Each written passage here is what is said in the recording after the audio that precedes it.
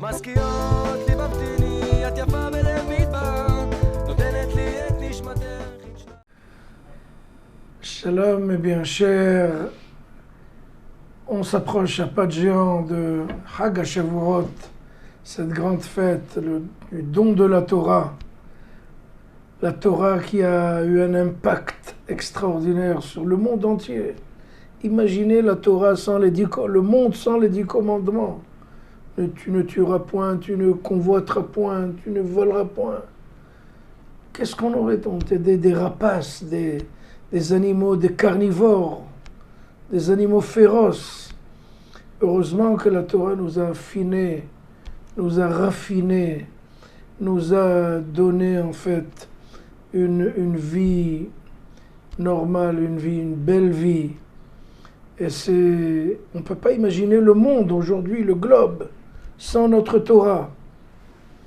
Même si les goïms ne veulent pas dire ça d'une façon explicite, mais en fait, l'impact international, le monde a changé sa facette grâce à la Torah. Et dans le livre du Deutéronome, il est écrit là-bas, Vesamachta bechol hatov asher natan lecha Adonai Elohecha. Tu seras heureux de tout le bien que t'a donné ton Seigneur. Le Or HaChaim HaKadosh, qui est né il y a près de 260 ans, à Rabat au Maroc, il a écrit un livre qui s'appelle Or HaChaim HaKadosh, une encyclopédie magistrale de la grandeur de la Torah. Et lui a dit, Vesamachta bechol hatov, tu seras heureux de tout le bien. Le bien, c'est quoi? C'est du mobilier, c'est de l'immobilier, c'est de l'argent, c'est des bijoux. C'est quoi le bien? Il a dit, le bien par excellence, c'est la Torah. C'est elle qui a donné le bien, qui a rendu ce monde, elle a transformé en bien.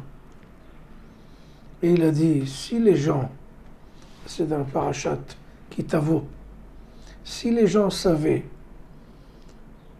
et connaissaient et reconnaissaient la grandeur, la saveur, la douceur de la Torah, eh bien ils l'auraient poursuivi de toute vitesse.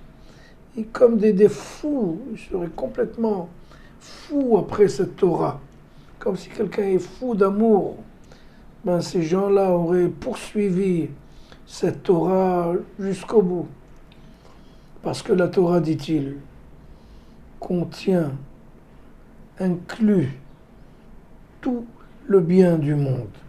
Ça, j'ai cité le Or HaChaim HaKadosh. Donc, si on savait quel était le bien, la douceur, le miel de notre existence, c'est la Torah. Justement, le Rav Ovadia Yosef, alav shalom, qui était dans notre génération, qu'on a vu, qu'on a entendu, et encore, on peut le voir encore sur YouTube avec des milliers, des centaines de milliers de chiours.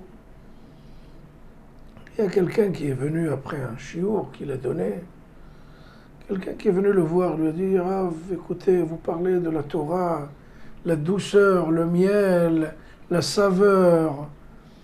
Et il lui dit, moi, je ne ressens pas tout ça.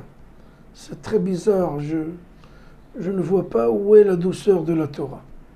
Le Rav Ovadia du tac au tac lui a répondu, vous savez, quand on est enrhumé et quand on prend froid, eh ben, on ne sent pas de goût, parce qu'on est malade.